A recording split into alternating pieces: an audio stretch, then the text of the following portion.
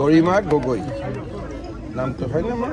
আচ্ছা, মোৰ মনত থাকি গ'ল। তুমি কবিতা প্ৰেক্টিচ কৰি থাকিবা দেই, আৰু স্কুলৰ ফাংচন টাংচনতো তুমি গাই থাকিবা, হ'ব?